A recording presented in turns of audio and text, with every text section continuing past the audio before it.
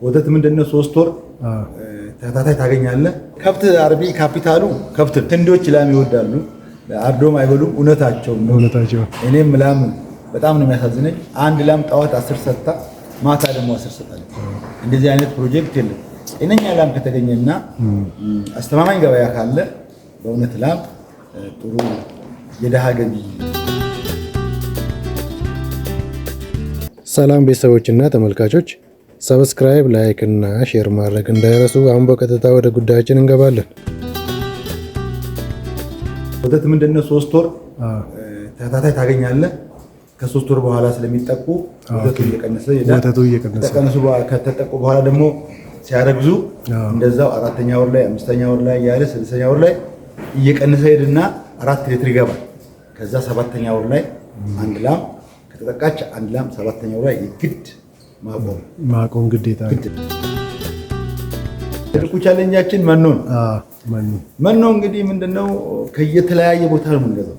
ከተለያየ ቦታ ገዝተን ራሳችን ነው እዚህ የምናቀናብረው። እኛ ፍሩሽካ እንገዛለን፣ ገብስ እንገዛለን፣ በቆሎ ዱቄት እንገዛለን፣ ኖራ እንገዛለን። አንድ ላይ ይሄን እንደባልቀን ለከብቶች እንሰጣለን። ገለባ ቦንዳ ነው የምንገዛው። ገለባ የስንዴ ነው፣ የስንዴ ገለባ። ሌላኛ እዚህ ጓሮ ውስጥ የዘራነው ዞን የሚባል ቅጠል አለ። እሱ ለከብቶች በጣም ጥሩ ነው። ለእንግዲህ ልጅም ጥሩ ነው፣ ለካልሽየምም ጥሩ ነው። እሱ እናበላለን። ከዛ በተረፈ ሳር ከየትምህርት ቤቱ ገዝተን ነው የምናበላቸው። እኛ ከየትምህርት ቤቱ ከየግቢ እንገዛለን። በጣም የተወደደውን እንተውና ደግሞ ቀነስ ያለ ከወፍጮ ቤትም ከፋብሪካም ገዝተን አጣጥመን ነው የምንሰራው። ያ በተለይ ያው የራስ ጥበብ ይጠይቃል። አንድ ላይ ከኖራ ጋር አቀላቅለን ኖራ ለምንድን ነው የሚቀላቀለው? ካልሽየም ስለሚጠቅመን፣ ካልሽየም ስላለው የሚጥላቸውን ለጨውነት እንደ ጨውነትም እንደ አፈር ስለሚፈልጉ ይህንን ኖራ እንጠቀማለን። ካልሽየም ግን እንዳይጥላቸው የሚባል ነገር ይቀላቀላል። እንዳይወርቁ ነው ምንድን ነው የሆነ ካልሽየም እጥረት ይዛቸዋል። ያው ይጥላቸዋል። ስኳር ማለት ነው። ስኳር ኦኬ፣ እንደ ስኳር የከብት ስኳር ማለት ነው። የከብት ስኳር ነው። ስለዚህ እሱን ይከላከላል። ኖራ ይጠቀሙ።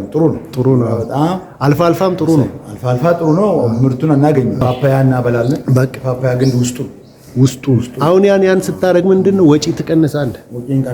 ወጪ ትቀንሳለህ። ፕላስ ደግሞ ሌላ ጥቅምም ለሰውነታቸው ይሰጣቸዋል። ጥሩ ነው። ፓፓያ በተለይ እና ምንድነው በአጠቃላይ እኔ እዚህ ጋር ለማንሳት ትንሽዬ መሬት ካለች ቢያንስ አልፋልፋ ብትዘሩ፣ አልፋልፋ ከጓሮ አሁን ትንሽ መሬት ስላለ በቃ ያንን ዘሩ እንደመጣልን እና እሷን ማባዛት ለብዙ ሰው እናደርሳለን። ከቻላችሁ እንዲያውም ተደራጅታችሁም ቢሆን እንደዚህ መሬት ብታገኙ ለመዝሪያ ማለት ነው፣ ለመኖ መዝሪያ ወሳኝ ነው። ያ አንደኛ ወጪ ትቀንሳላችሁ፣ ሁለተኛ ለሌላ ህዝብም ትተርፋላችሁ። ይህንንም ብታስቡ እናስባለን። በሰፊው እንሰራለን። በሰፊው ይሰጡናል ብለን እናስባለን። በጣም እንደዛ ቢሆን ጥሩ ነው። ምን አስቦ ነው? አንደኛ ወተት ፈላጊ ነው ትታየ። እሺ፣ ከልምድ ነው። ስለዚህ ወተት ፈላጊ ስለሆንኩኝ በወተትም ያደገ ነው። ወተት ፈላጊ ስለሆንኩኝ ማርባት አለብኝ ብዬ ራሴን አሳምኜ ወደ ማጣ ሄድኩት። ማጣዎች አደራጁኝ። በተወሰነ እነሱ አስጀመሩኝ። ከዛ በኋላ ያው ፕሮጀክቱ እየሰፋ ሲሄድ ጥቅሙም ደግሞ እየተገኘ ሲሄድ በዛው ወደ ማርባቱ ገባሁ። በሰፊው ሄዳችሁበት። ለሌላም ሰው ተርፋል እኮ። አዎ። ስንት ሰው አለ ተቀጥሮ? ሰራተኛው 3 ሰው አለ። እዚህ ቋሚ ነው። 3 ሰው አለ። እኛ ደግሞ ቤተሰብ 5 ነን። 8 ሰዎችን እንሰራለን። 8 ሰው ወይም ስራ እንቀሳቀሳለን። በጣም ትልቅ ነገር ነው። ይሄ ቀላል ነገር አይደለም። በጣም እናመሰግናለን። እኛም ብዙ የምንማርበት ነው። ካፒታላችን ምንድነው? ከብት አርቢ ካፒታሉ ከብቱ ያዎቹ ናቸው። ያ በገንዘብ አሁን ሲተመንማ 2 ሚሊዮን 3 ሚሊዮን ሊኖር ይችላል።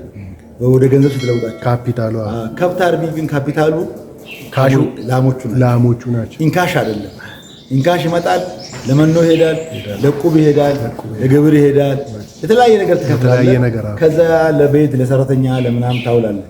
ካፒታል ግን ከብቶች ናቸው። ትክክል። አንድ ጥጃ በጨመረ ቁጥር ካፒታል ይጨምራል። በተለይ ሴት ጥጃ ካገኘህ ጠቃሚ ነው። በተለይ አሁን እግዚአብሔር የተመሰገነ ይሁን ሁሉም ከብቶቼ አብዛኛው ከብት ጥጃ ሴት ጥጃ ነው። ዳያቸው ዘጋ በጣም ደስ ይላል። አይቻልም።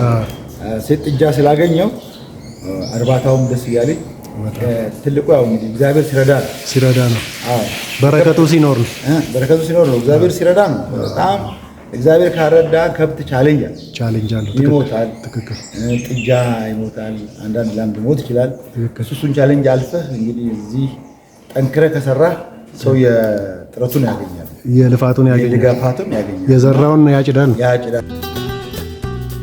እንደ ላም ደግሞ ያለ ነገር ያለ እንደኔ ህንዶች ላም ይወዳሉ፣ አርዶም አይበሉም። እውነታቸው።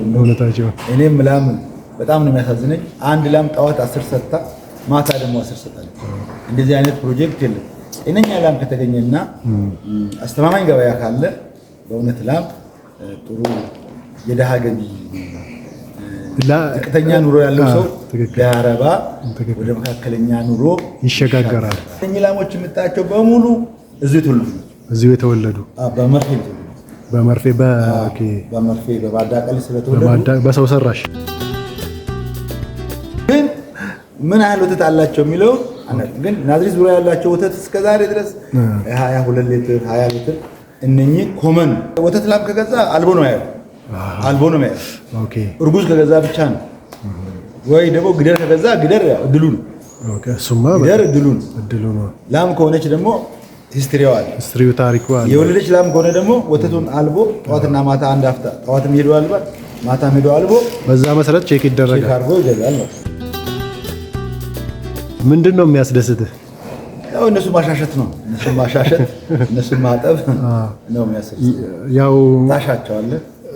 ወተት ይሰጡናል። ምንም ምስኪን ናቸው ምናምን ስላልክ ቅድም ማለት ነው። ወተት ይሰጡናል። በጠዋትና ማታ የሚሰጥ ሌላ እንስሳ የለም። ይሄ ራሱ ላምን የሚያክል የለም። በሬ ብታደልብ እኮ አብልተው 3 ወር ይወጣል። ላም ግን ጠዋትና ማታ እየሰጠች ጥጃም ሰጣለች። ላሟ አለች፣ ወተት አለ፣ ጥጃ 3 ነገር ታገኛለህ። እግዚአብሔር ከባረከኝ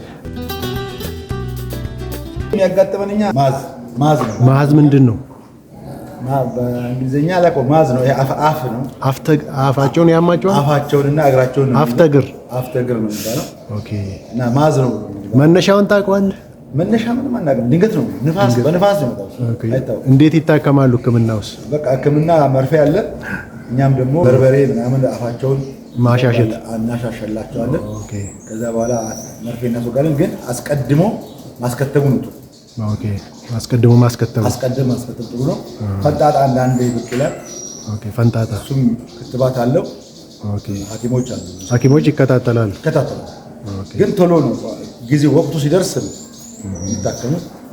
ጥቅምት ላይ መስከረም ላይ ከተሰጣቸው ምንም አይሆንም። በጣም አሪፍ ነው። ኢትዮጵያም የአፍሪካ ገበያ አንድ ላይ ለመስራት ፈርማለች። እስከ 10 ዓመት ነፃ ገበያ ተፈራርማለች።